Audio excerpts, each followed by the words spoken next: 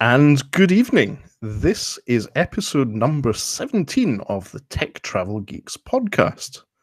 I'm Matteo, the Chief Mobile Opinionist at Tech Travel Geeks. And sadly, this evening, we won't be joined by Lukasz, our Chief Aperture Officer, because Lukasz is on a plane to Miami.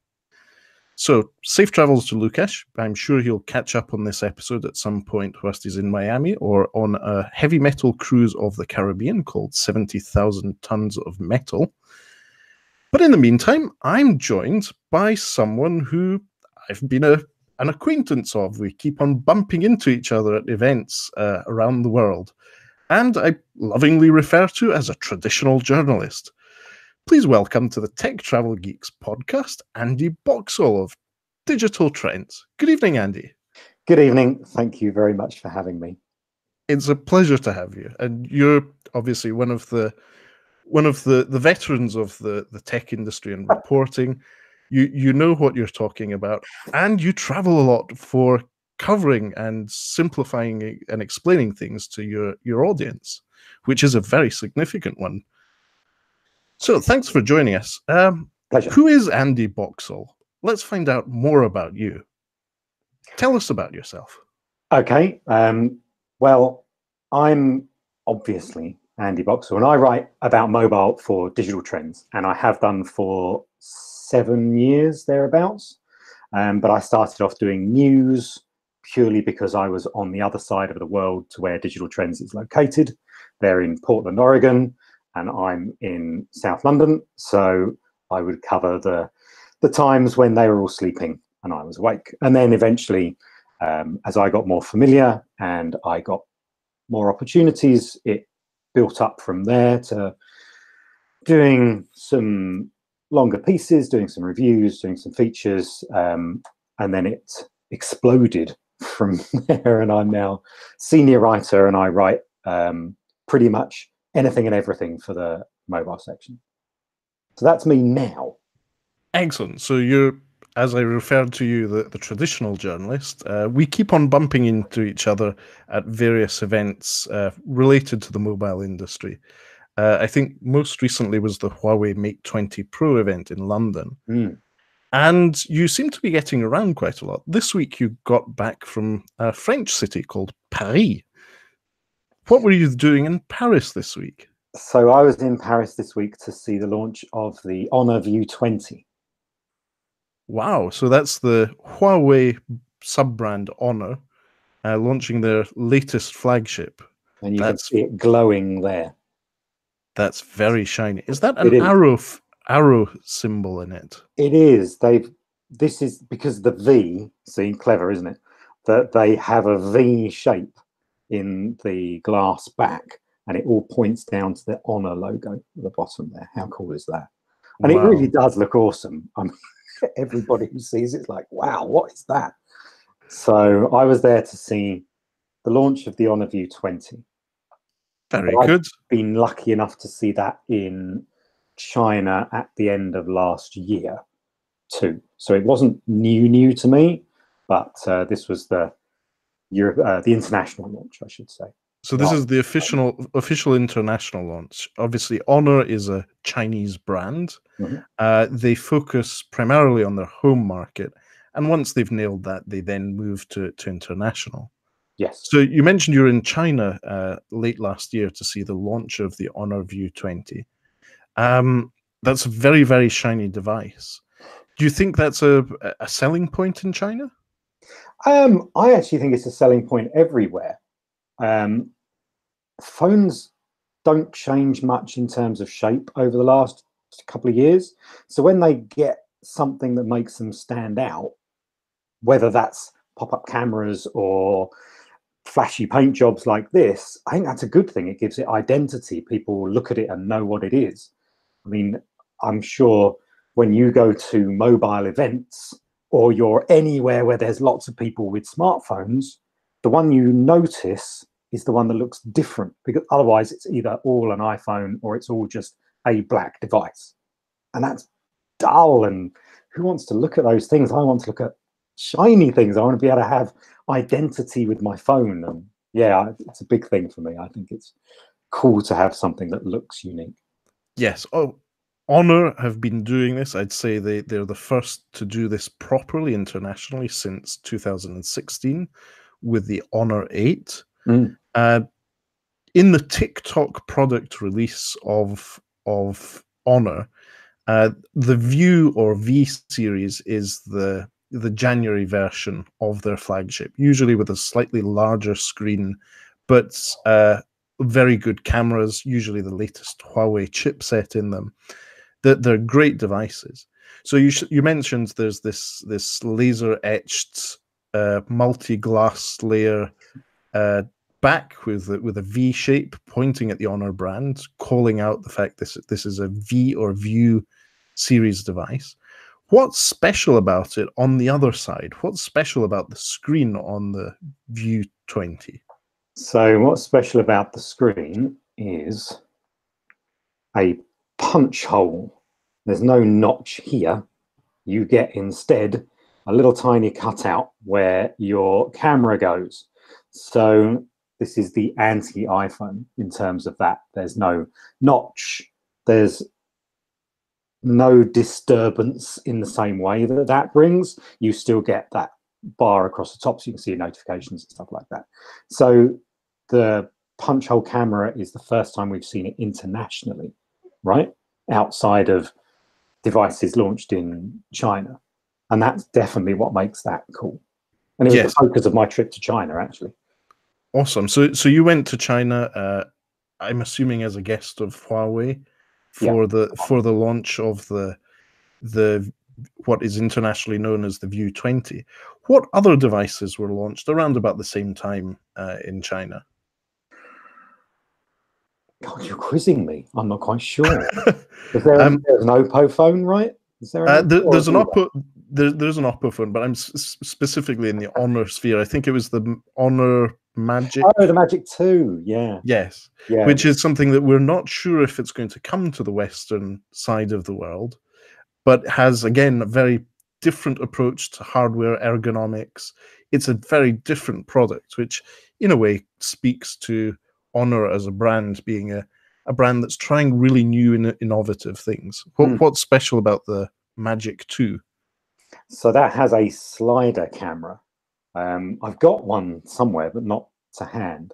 So you slide the screen down and the camera appears at the top of the phone. So the screen actually physically moves down. It always reminds me of, which Nokia was it? The Nokia the N95? Yeah, that's it, where you'd slide it down, you have the controls at the side. It's kind of like that. So not something entirely new, but within this generation of mobile devices, it is a new feature. And its main purpose is apparently to give us more screen experience and less bezel, to have as an immersive experience as possible without having a big bezel, therefore making it more portable. And do you find that that's helped with the Honor View 20? With the View 20 or the Magic 2? Well, both of them, since you've used both. The Magic 2, it's fine, but it wasn't very fast, because it had finger unlock on the screen, in-display fingerprint sensor. That's slow and it's not very good, just like all of them. Certainly not an Honor problem. So you'd use a face unlock, which meant sliding down the screen to show the front camera to unlock it.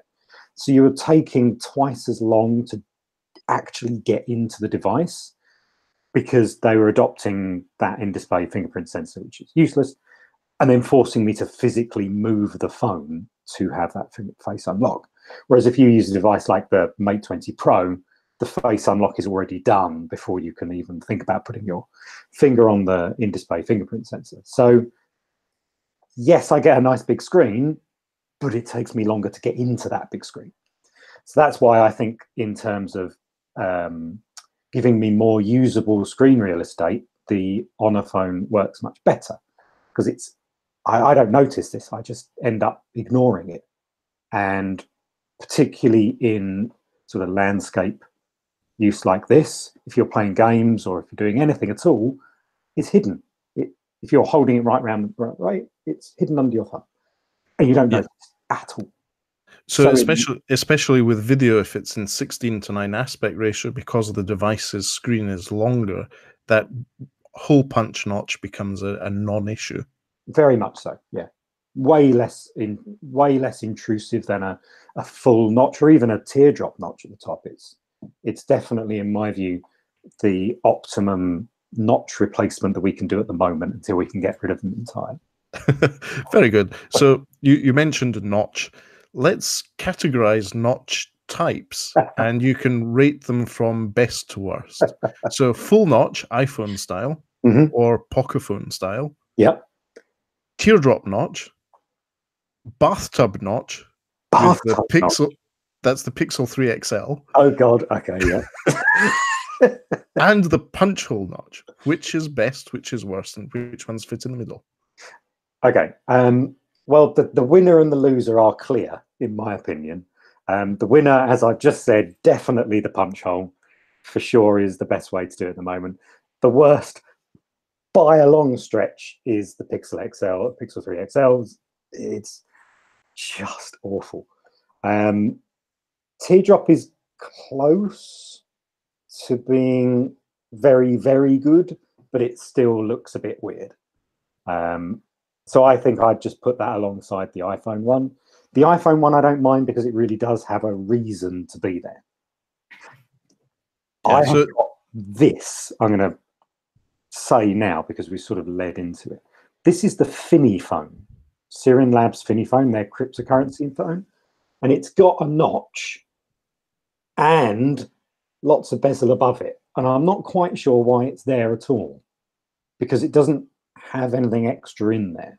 And that's what bothers me about notches if they don't really serve much of a purpose. Right, the teardrop is nice because it's only got the camera, not this huge waste of space. That makes sense. So you mentioned teardrop notches. Do you think there's the phone manufacturers are doing notches specifically around price points because the cost of having a notch or different types of notches make the price of the device go up or down?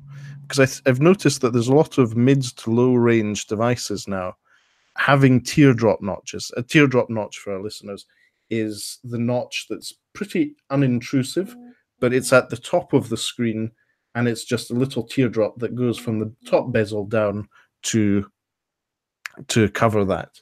And I've noticed it with the Huawei P Smarts 2019.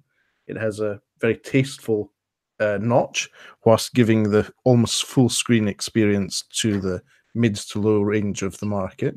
And also with the Oppo A7X, also known as the Oppo F9. So this seems to be something that is obviously easier to achieve at a lower price point, going by what the current smartphone manufacturers are doing. But it's good. I think we've settled that. We agree on what the hierarchy of notches is. So you're with me on those, on that. Yes. Obviously, this is the classic conversation purely on aesthetics and functionality. But what functionality is included? If it's got laser point or even 2 selfie cameras, I would be okay with a full notch, but definitely not a bathtub notch. No. There's absolutely no need. Good. So I think we've covered notches and the core things of what took you to Paris. So obviously you were in Paris in January. What was it like? How was your travel experience there? What did you do when you were there? And what was it like coming home? Well, it was very brief all round. I was there for less than 24 hours. So in terms of anything I saw in Paris, it was slim. I saw Gare du Nord and the hotel and the event space. So it was not a tourist trip. It was, let's go to the event and let's come back. But I went by Eurostar. I didn't fly to Paris. So I went to St Pancras in London and then took the international train across directly into the centre of Paris. And Paris, or France generally, was quite snowy. And the train was slower than usual. They went They told us even before we got on that there was going to be a speed restriction in France because of the weather. And it was snow, because it's quite a countryside route that goes through. It's fields either side, and that was covered in snow, both there and back. So it was a lot slower than usual. And much as I like the Eurostar for the experience, it's not a long journey train. I didn't want to be on there for 3 hours. 2 hours was enough, and that final hour was a struggle both ways. So it wasn't just the French customer service, it was the actual ergonomics of the seats, was it? Yes, very much so. Yeah, it's fine for a short enough amount of time, but after 3 hours, you just want to not sit in those seats and move about and do stuff, but it's not that easy. Very good. So you had a snowy less than 24 hours in Paris. Yeah. And Gare du Nord is in the very center of Paris. It's the historic train station. So you're right in the center of town. That's probably one of the big advantages of traveling to Paris by Eurostar. You don't have to handle getting to an airport, going through security. You go through a bit of security, but it's not as stringent as going on a plane.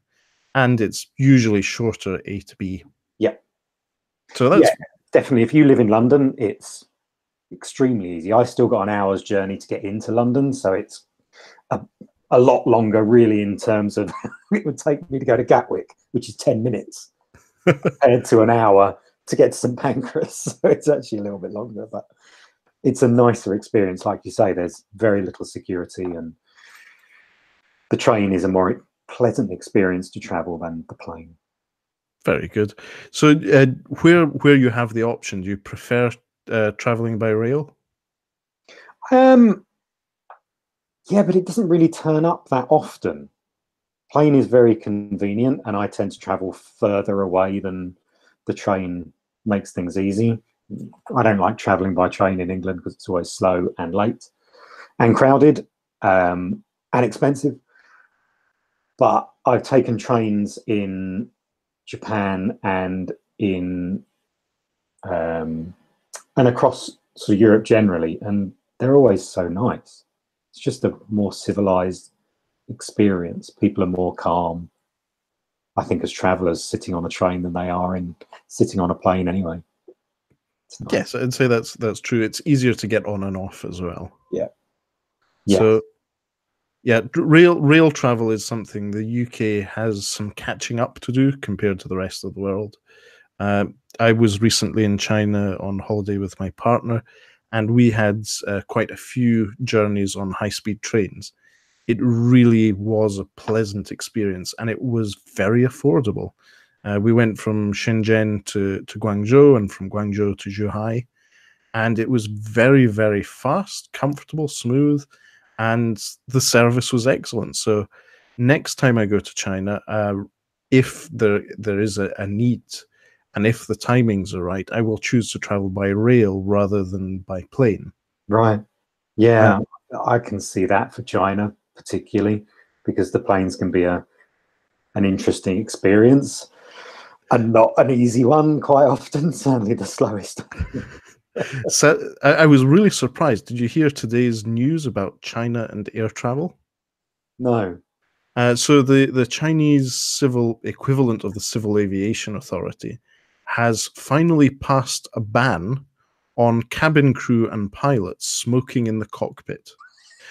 Whereas passengers up to now were strictly forbidden from smoking on aircraft, the cabin crew and pilots were allowed to do so, provided they were in the cockpit, which is very strange to me, but it's good to hear that this is starting to happen.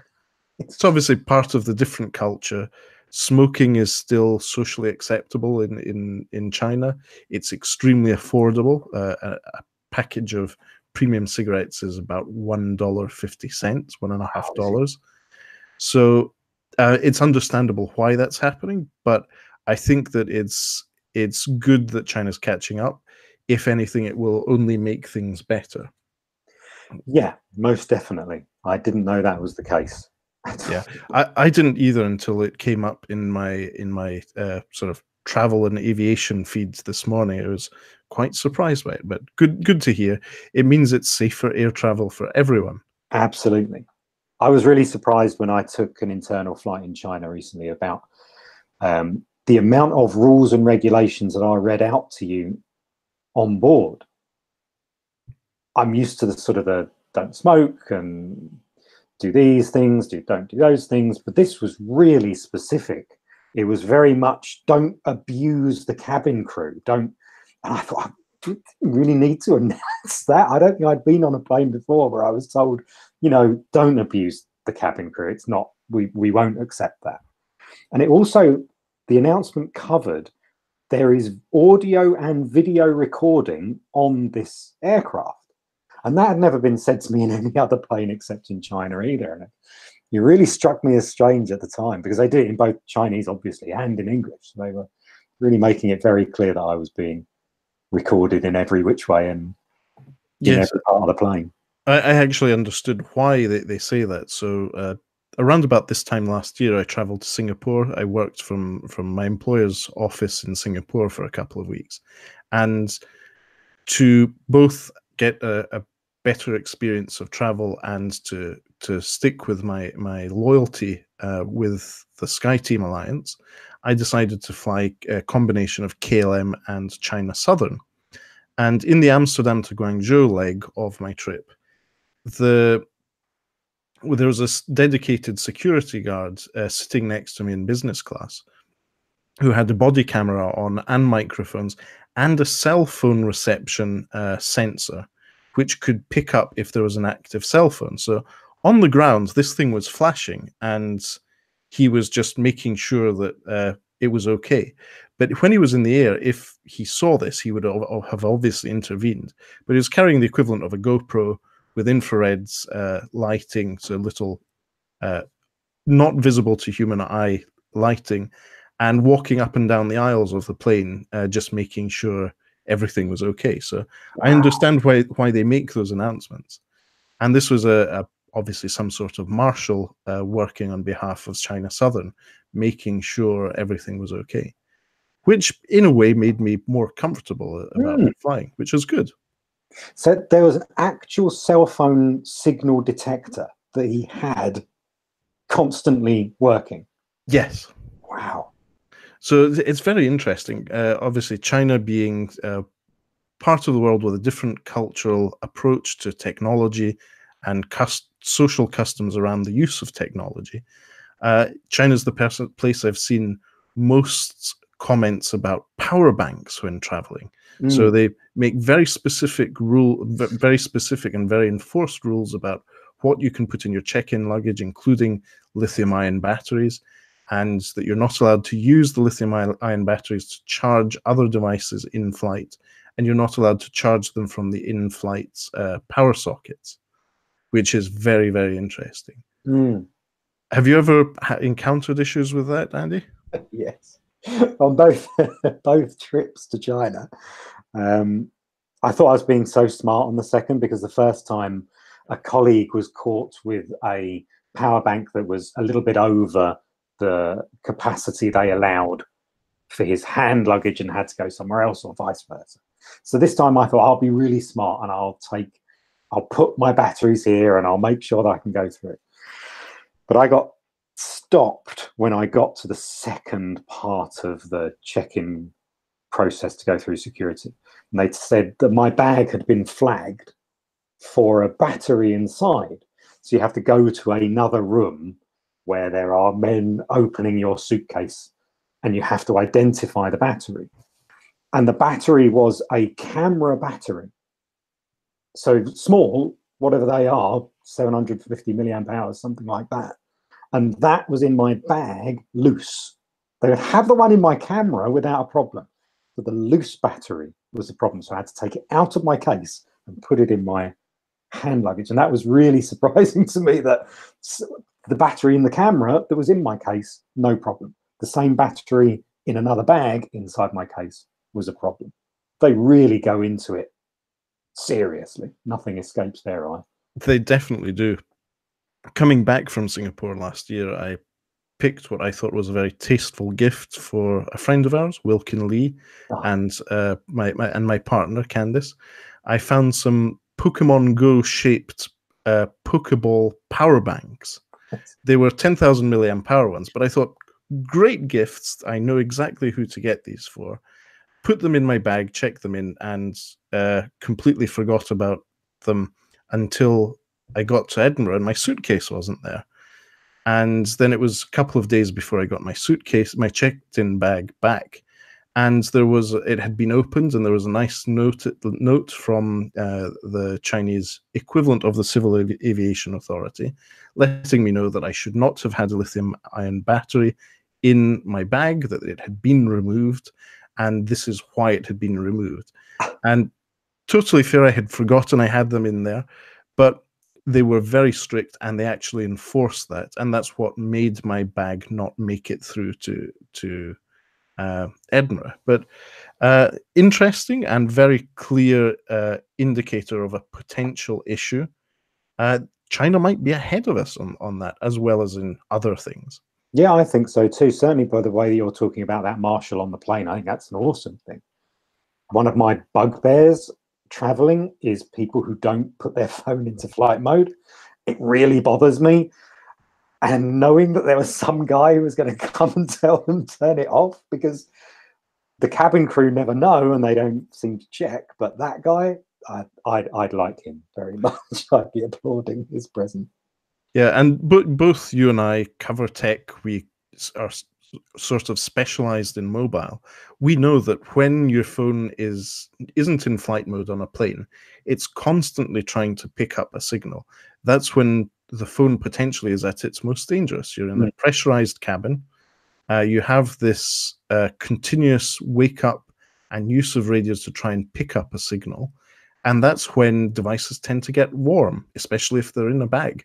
That is when they're most dangerous. So public service announcement: if you are flying, remember to go into flight mode, and if not, just switch the device off altogether. It will make everyone safer. It's a good way of traveling when traveling by plane. Andy, you mentioned Japan, another, in a way, world leader in terms of technology, also in mobile technology.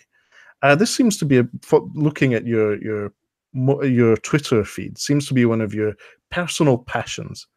Tell me why Japan is important in your Twitter feed, and why Japan, you enjoy Japan. So I visited twice, and I've enjoyed it a lot each time. It's my favorite place that I've ever been to. I like Japanese music, so when I go, I have the opportunity to see live shows and see performers who I don't ever get the chance to see outside of Japan, because it's fairly specific and you only get very limited opportunity to see those singers internationally. That's definitely the important part for me in my Twitter feed. When I visit, it's not just that. I like it has those special things that make a place worth visiting for me. First is culture and people, both of which are, I love the people, the culture is extremely interesting. It's incredibly clean, it's very well organized, and the food is astonishing. So it's all of those things that I want to go for, and it does it so well. There is no other place for me quite like it. So you and I are residents of the United Kingdom. I think you've just mentioned everything apart from the food that I consider to be a good thing about the UK. We're both insular societies, very well organized, apart from our trains. The people are excellent. The UK is a great place, apart from the food. I'm just joking. I say this in jest.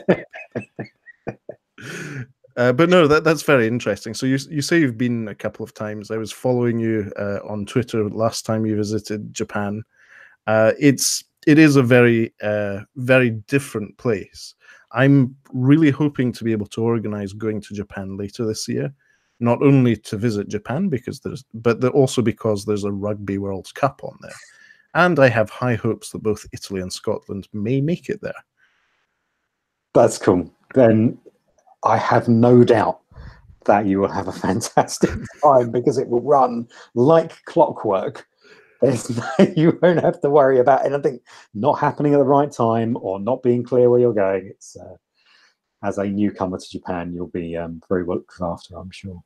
And I've also seen, speaking about rail, that they have a Hello Kitty themed Shinkansen train. This is a Hello Kitty themed high-speed train. So I really, really want to see that.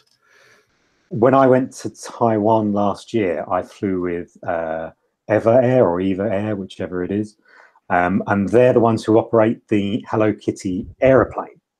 And when returning from Taipei, I got the chance to see the dedicated Hello Kitty check-in area at the airport. It's not just any old check-in desk. It's Hello Kitty World, literally with Hello Kitty themed check-in desks and a specific area through which you go through to be in a Hello Kitty bubble, literally before you get on the plane. The stewards and stewardesses have Hello Kitty themed uniforms and bags, and it's astonishing. Absolutely astonishing. So it's a whole Hello Kitty lifestyle experience. It most certainly is. But they only do it on, I think, 1 or 2 routes. One was to somewhere in the US, definitely.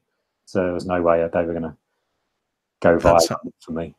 That sounds awesome. So lifestyle experiences seem to be a theme, not only whether you're flying a Hello Kitty aircraft and going through Hello Kitty check-in, but I believe ANA, the Japanese airline, have Star Wars themed aircraft.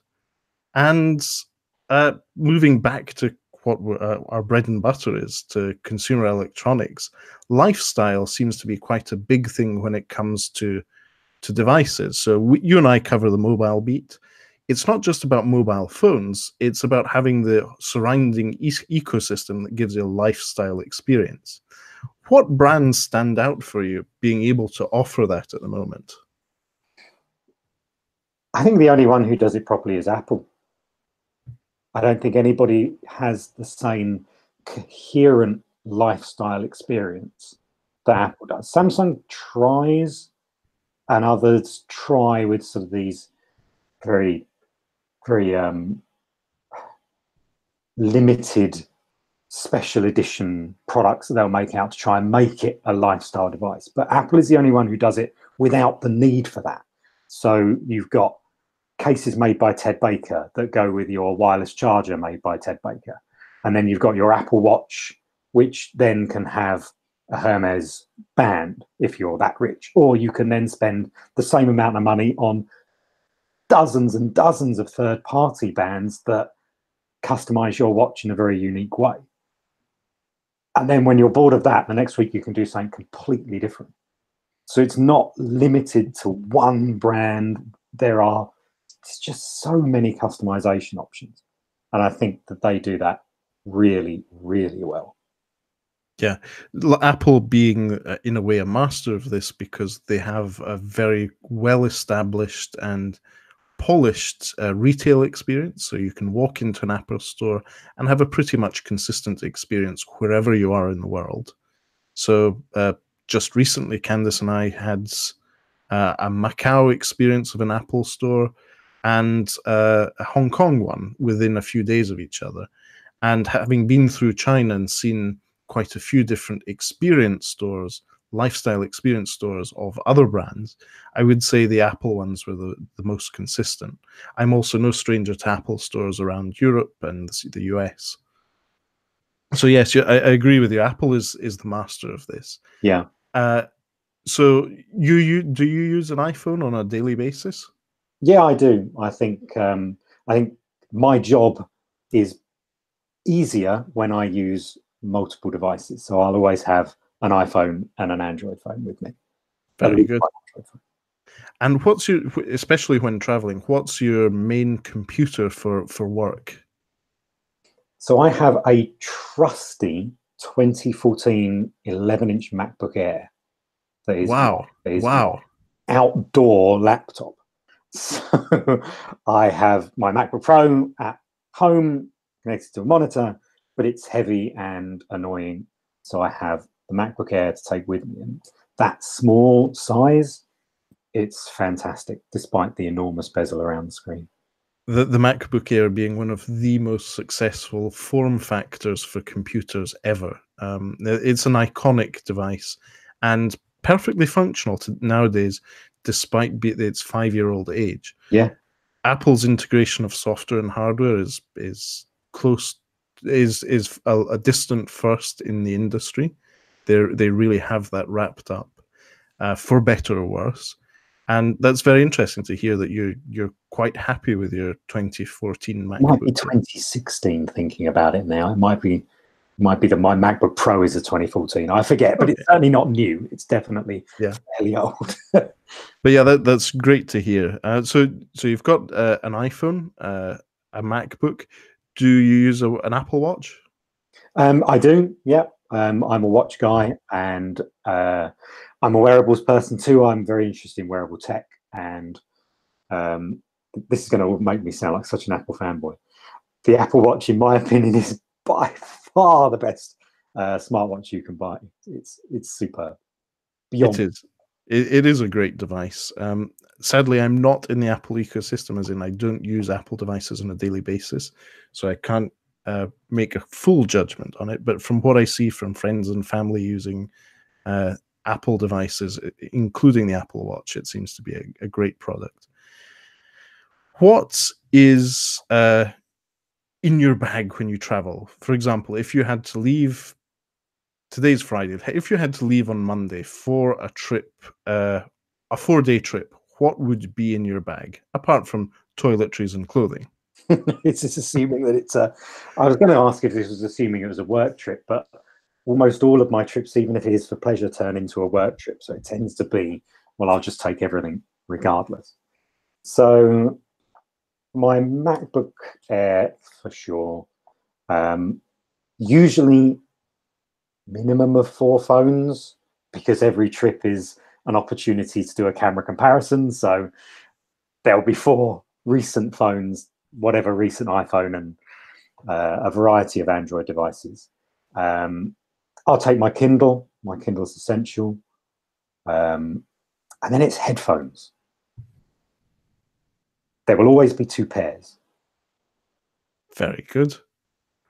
And when you say headphones, is it full-on headphones, cans like the ones I'm wearing, or earphones?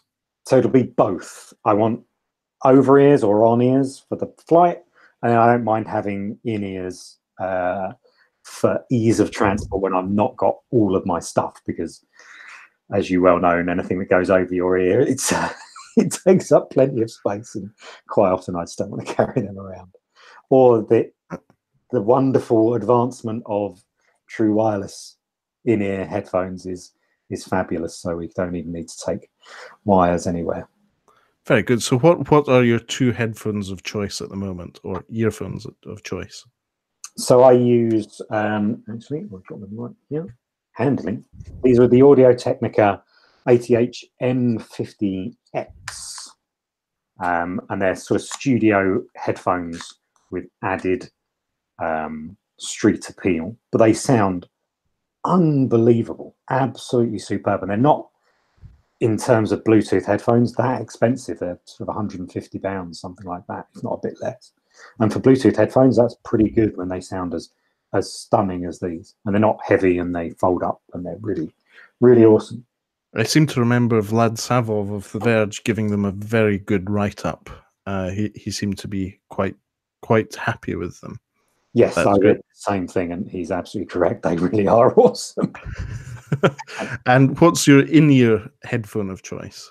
So I use the Master and Dynamic NW07s, which are true wireless. They come in this awesome chrome little tiny box. I've got them somewhere, but not to hand. And it almost looks like a Zippo lighter until you open it, and then you've got the 2 little headphones inside, and they sound really excellent, because they're not like AirPods. They actually isolate sound in your ear, so they sound much better.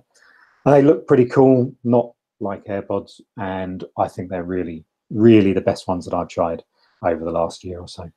Really excellent. Very good. And in terms of phones, you mentioned you'd take 3 or 4 of them with you. What would you take if you were to leave on Monday? On Monday, wow. Well, the View 20 for sure. I would take its main competitor, the OnePlus 6T. I'd take my iPhone because it's a good benchmark. And I'd probably take the Pixel 3 too, to see how those two sensibly priced phones, the View 20 and the OnePlus 6T, go up against phones that are considerably more expensive, but the cameras are well known to be superb. So they'd probably be my 4 of choice for any trip on Monday. Excellent. That sounds like a really good comparison. So I've you picked get that to you now, so I'll expect to listen. Yeah, write that up, Andy.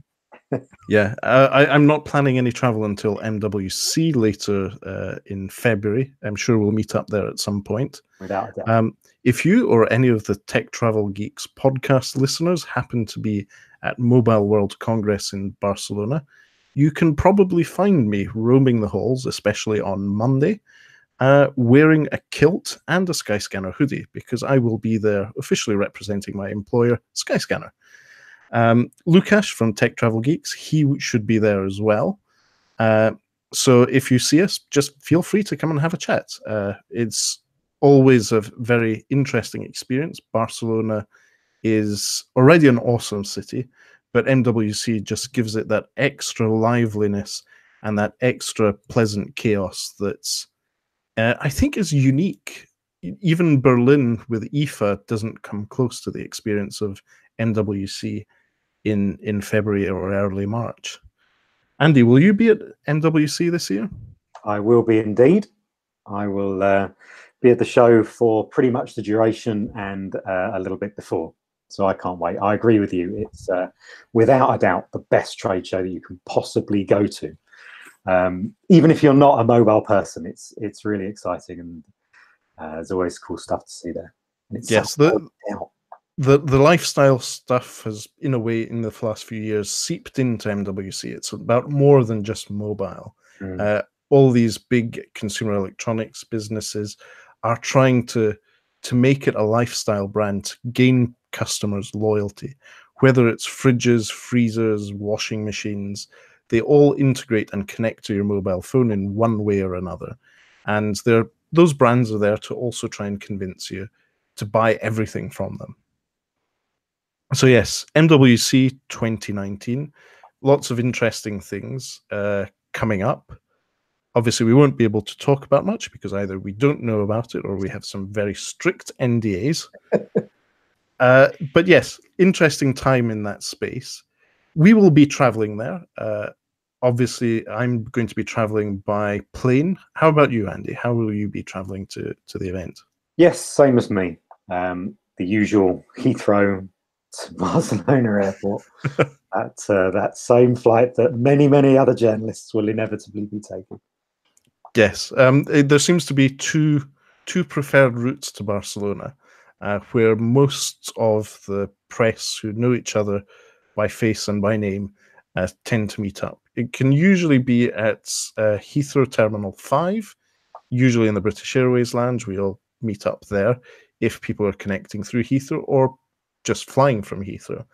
And the other one is Amsterdam Schiphol, where I'll be flying through, and is also a big place for our US colleagues who fly with Delta.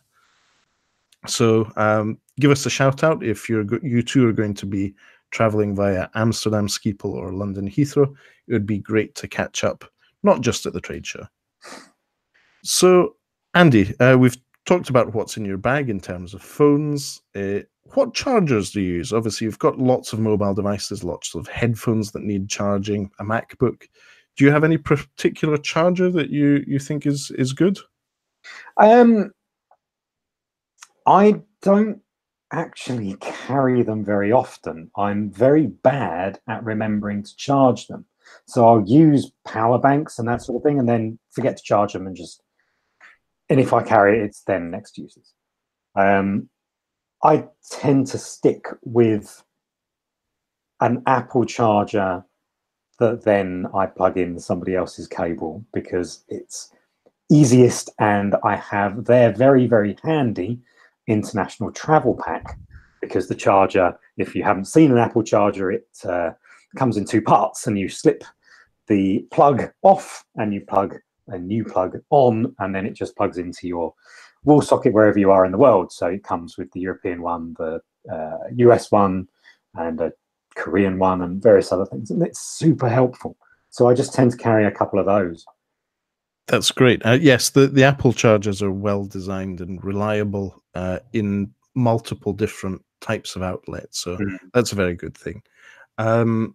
And what's obviously you've mentioned you take your MacBook, your phones and everything. What bag would you put those things in? Do you have a preferred bag? So bags, I'm laughing because if you'd have asked me this maybe a month ago, I probably would have said I have no idea what bag I would take or care about. But I got the opportunity to use a bag from a company called STM. And they're very well known, and they've made bags for a very long time, and they're very well established, and I've used them before. They sent me a new bag called the STM Myth. And without a doubt, it is the only bag that many people have stopped me and said, wow, that's a nice bag. What's that? I was stopped at security at an airport after going through. Somebody said, excuse me. I thought, oh, I don't like being stopped at this point. And I turned around and I said, that's a really cool bag. Who makes that? I've never had this before. At CES, almost everybody I met said, that's a nice bag. STM Myth in Windsor wine. This is the bag for you. It's absolutely fantastic. Great bag, looks fantastic, is lightweight, slim, and super comfortable. Very good. So I'll include links to that and all the other products we've discussed in the show notes. You can visit Digital Trends and read my product impressions of the Myth, because I was so impressed, I wrote about it. Very good. No, that's excellent. So you like the bag so much it became part of Digital Trends. That's true endorsement. Very good. So obviously, apart from trade shows, you travel for pleasure as well. What's your next upcoming trip, or what's a memorable trip you've been on recently, apart from Japan? Well, Japan was the last place that I traveled to for personal reasons. Everything after that has been work-related travel. I think next I'm planning to return to Taiwan. I really liked it when I was there in November, and I got to see a little bit, but I wanted to go back and have a proper Taiwanese experience. So I think Taiwan, maybe in April or May, is my next trip. Very good. It's still very early days for trying to organise that, and it's that'll be exciting because it's somewhere I've not done on my own. You know as well as I do, if you go on a work trip, you tend to be looked after very well, and you're not thinking too much about where you're staying or what you're doing. It'll be very different to go and actually do that there instead of being chaperoned. And so shout out to our colleague and friend Alex Dobie, who seems to spend a lot of time in Taiwan. He is another person who covers the mobile industry and posts a lot of impressive pictures from Taiwan using a variety of mobile devices. So shout out to Alex. We will see you soon at some event or another. So yeah, Taiwan, that's a very interesting place. One of my colleagues, David, is from Taiwan, and I've been reading up on the tea culture in Taiwan. So it's something Candice and I did in China. We went tea tasting and saw what the experience is like. It's a bit like wine tasting is in California or in Italy or France or Australia. You get to taste a lot of things and always end up spending a lot of money on the product itself. So hopefully you get to have that experience in Taiwan. I hear that they have a very strong tea culture there. They do. A friend of mine is sending me over a tea care package. so that I can get prepared for Taiwanese tea in England. So I'm very much looking forward to that, having my own tea tasting here in London, ready to prepare to go and do the same properly in Taiwan. Very good. Yes, Taiwan has a number of very photogenic tea plantations from what I see. So I will definitely be looking you up on Instagram to see what that experience is like. Yeah, I'm looking forward to it. It's the organisation bit I'm not looking forward to. If only there were a website I could recommend for planning travel. If only. Who'd have thought that wasn't a well-planned segue? If only there were a website like that. I'm just joking. I'm obviously very biased in this respect, but there are a number of options. I would say the internet has made searching for and planning travel much easier. In a way, it's broken the average consumer's dependency on travel agencies in their traditional form. So the internet has revolutionized travel in terms of planning and the actual booking process. How do you, Andy? How do you think travel will be improved in the coming years by consumer electronics, the beat we cover, mobile devices and accessories? How do you think that will get better in coming years? To get better. Or get worse. We've discussed the downsides of power banks and mobile phone use on aircraft. Well, that's what I think is a worry, because I'm not sure that anything beyond what we have now in flight as an experience can get better, because I like the isolation. I don't want to have my phone working. I like not to have Wi-Fi. I won't pay for it. I'd like that time in the plane to be mine. And if everybody else is suddenly able to do all of the things they do on the ground, I think flying will become a worse experience than it is now. I'd like to think that mobile devices, and in particular wearable products, might help the worst part of travel that we have now, which is that process of getting into the airport and through to the plane.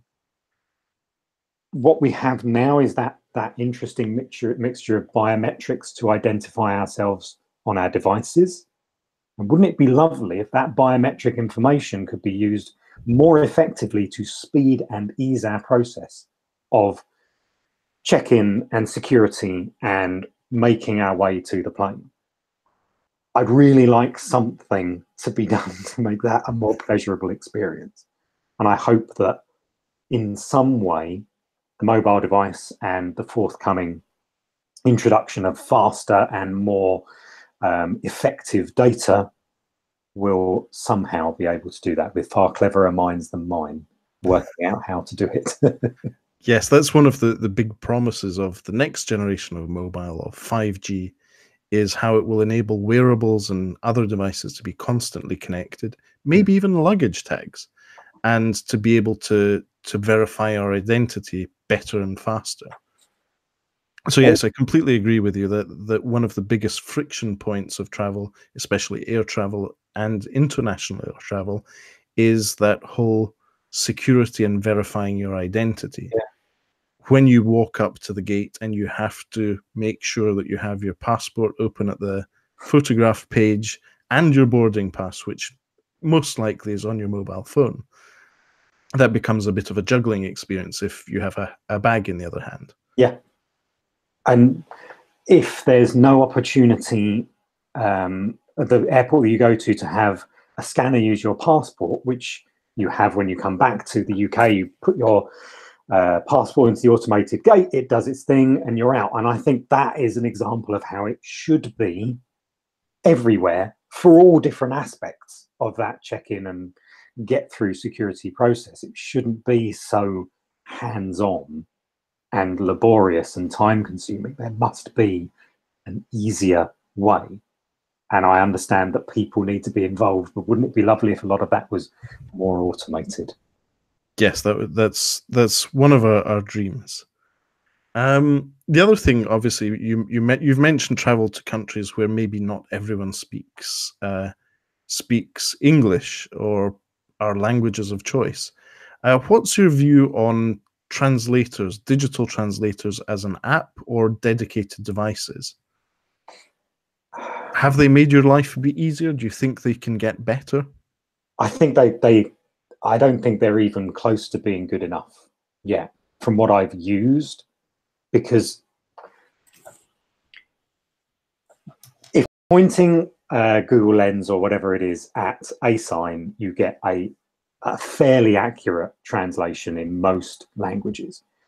That's where it stops being helpful if you're trying to use it to get taxi information and tell a taxi driver where to go, and they reply, and it's this incredibly lengthy process which often doesn't work, and certainly doesn't work if you haven't got data.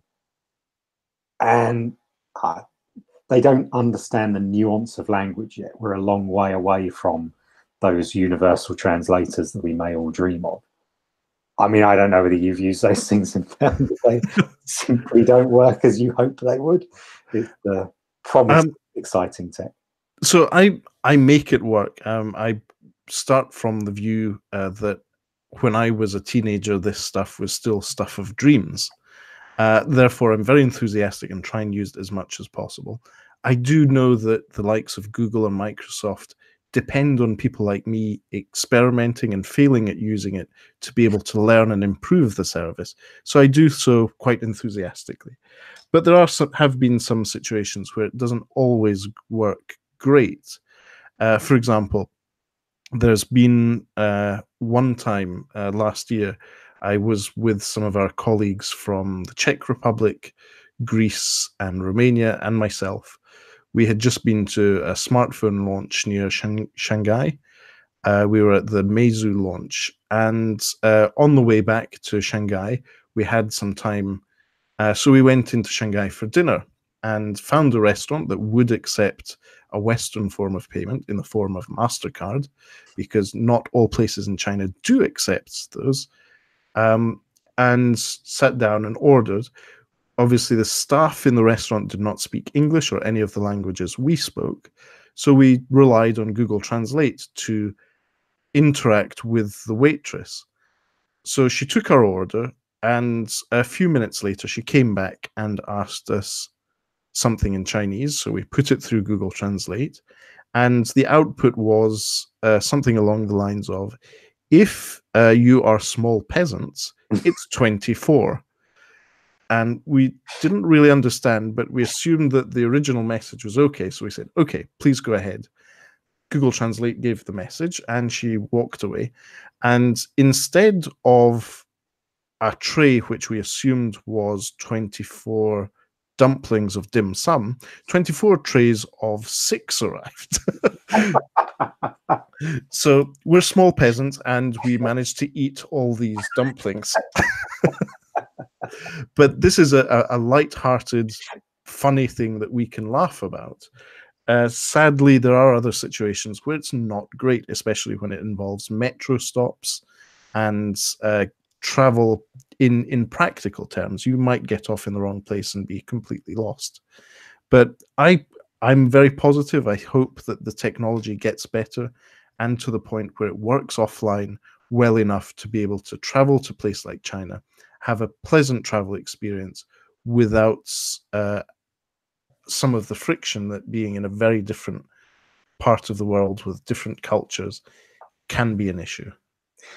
Yeah, absolutely. I mean, I've had the similar experience to yours, but mine was more frustrating because it was in a taxi and trying to then say, well, I want to go to this place. Translating that using, this was in Japan, and then the driver saying in Japanese back. And when he's trying to drive and when we're trying to get to a place, it was so lengthy and the app would never quite get everything because you're in a car, you're moving. The data connectivity wasn't great. It just became unworkable, and you end up just showing them the address rather than trying to communicate that you want somewhere very specific within that area. So that 5G dream again of low latency and plenty of speed is where that will be enhanced. Yes. You mentioned a taxi. What's your view on ride sharing or taxi apps such as Uber, Grab, Halo, or My Taxi? I'm not a fan of Uber particularly. I don't think the company has made significant strides to alter things that were unpleasant about the company last year or the year before, for that matter. I tend not to use them because I travel in London quite a lot, and the London black cab experience is far more pleasurable than an Uber. And I support black cabs in London when I can, rather than getting Uber. I also never find it any cheaper, which is the only reason I'd want to use Uber. I live near Gatwick, and there's a Gatwick service of taxis. And from Gatwick to where I live, it costs about £11, fairly expensive for a very short journey. A 20-minute wait made me use Uber to get that same journey, and Uber charged me £18. Ooh, interesting. Was this with surge pricing or just the standard pricing? No, with surge pricing. Okay, right. So that's an interesting change. So if I'd have just been patient for my 20 minutes, I would have been less than the Uber experience. And I'm not quite sure that's... And have you used any of London's competitors to Uber? Some that actually do use the black cabs. They act as a go-between, such as Halo or Viavan or Get. Halo I've used, and the experience was fine. It was it's a solidly designed app, and I never had any issues with it. I haven't used the others. I've used Lyft in the US, and I think it's My Taxi in Barcelona and places like that. Yes, but My Taxi is a separate brand, but part of the same company as Halo. It's the same app, just different branding for different markets.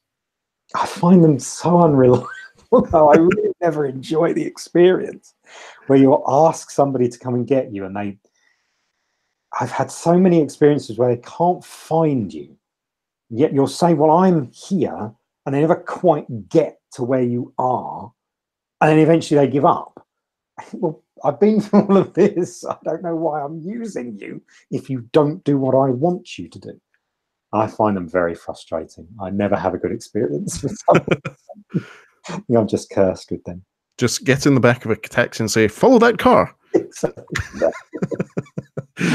If only life were that simple. Yes. Right, that's great. Is there, apart from what you've been writing recently, both on mobile devices and bags on digital trends, what other things are you working on, or what would you like to shout out about, Andy? This weekend on Digital Trends, there is an opinion piece written by myself. I very much enjoy writing opinion pieces, and this is on the spread of badly designed mobile keyboards. We are entering a time where bezels are a thing of the past on smartphones, and people are having to deal with this. I will show you what I mean.